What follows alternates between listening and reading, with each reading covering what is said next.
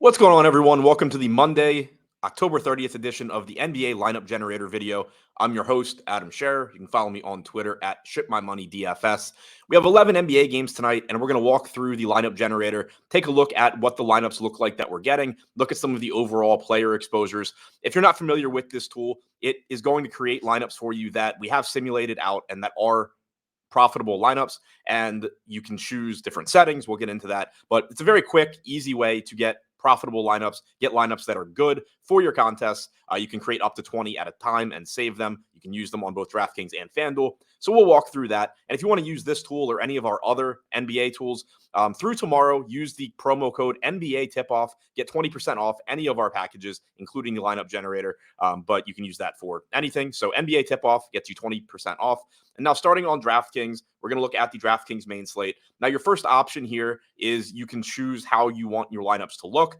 You can use chalky lineups, balanced lineups, contrarian lineups, or if you don't want to limit yourself, you can just go to all lineups, which is what I'm going to do. So it's not going to force feed one particular set of lineups, but we do know that the lineups it gives us are going to be lineups that were profitable when simulated. We're going to skip over locking a player. Again, there's not something that I personally would do. I'm going to let the tool do its job as opposed to doing it myself. But if you wanted to, if you just want Spencer Dinwiddie in every lineup, you can click Spencer Dinwiddie, but I'm going to skip over that. And so now it's just generating a bunch of lineups. Like I said, profitable lineups.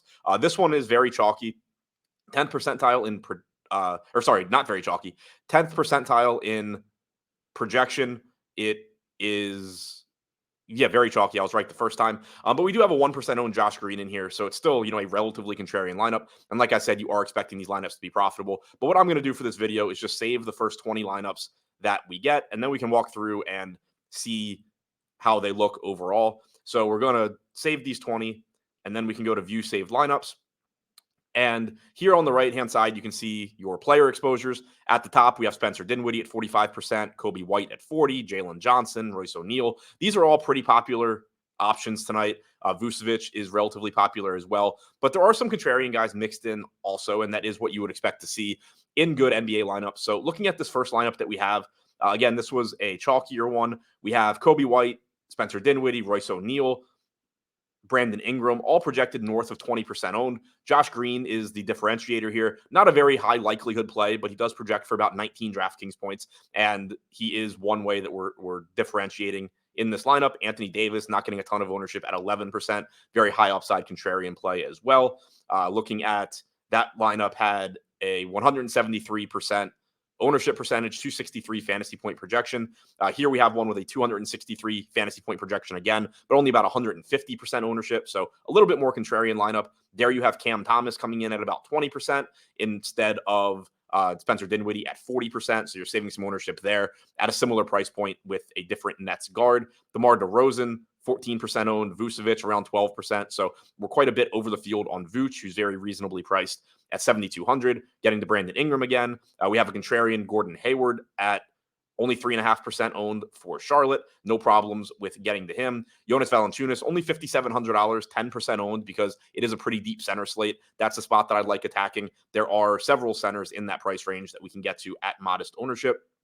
This lineup's even lower owned, 255 fantasy point projection. So giving up about 8 fantasy points compared to those first two that we looked at, but only 83% aggregate ownership. So this lineup is quite a bit more contrarian. And when you look at the names in it, there's not too much that you're concerned about. We have Cam Thomas again, which we know he's a high upside scoring guard. Shadon Sharp, 6,300.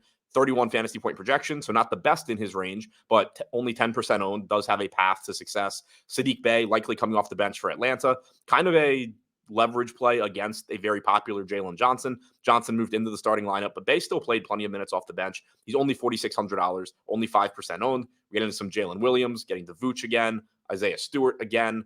Cade Cunningham, only 2% owned.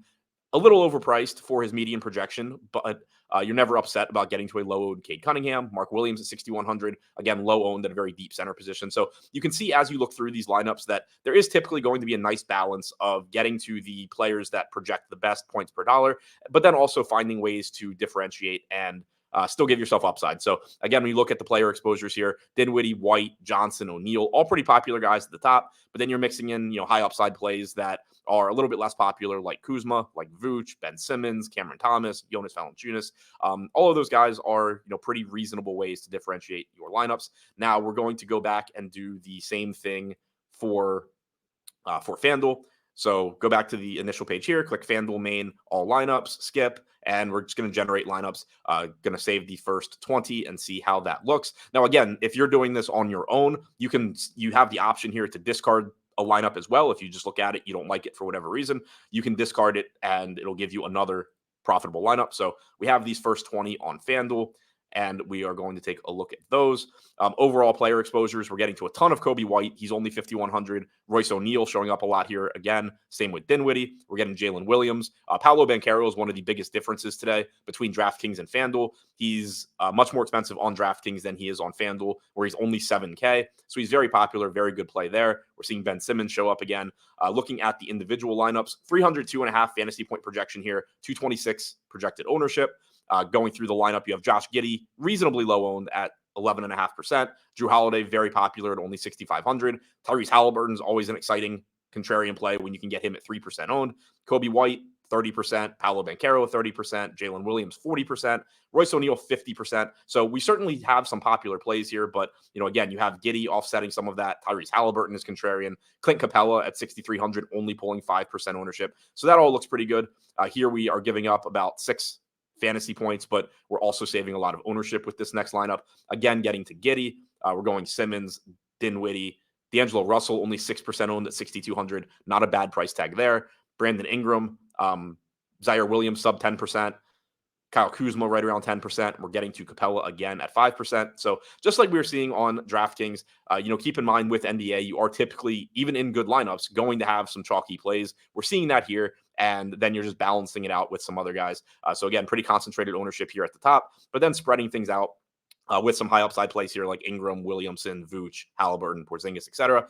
So again, that's just sort of what you're going to expect to see on most slates, especially 11 gamers where you have plenty of options, get into some of the best point per dollar plays, but then also mixing in these higher upside guys. So that's all I have for you today. Again, it's promo code NBA tip off, gets you 20% off any of our NBA packages through tomorrow. So check that out. And thanks for watching today's video.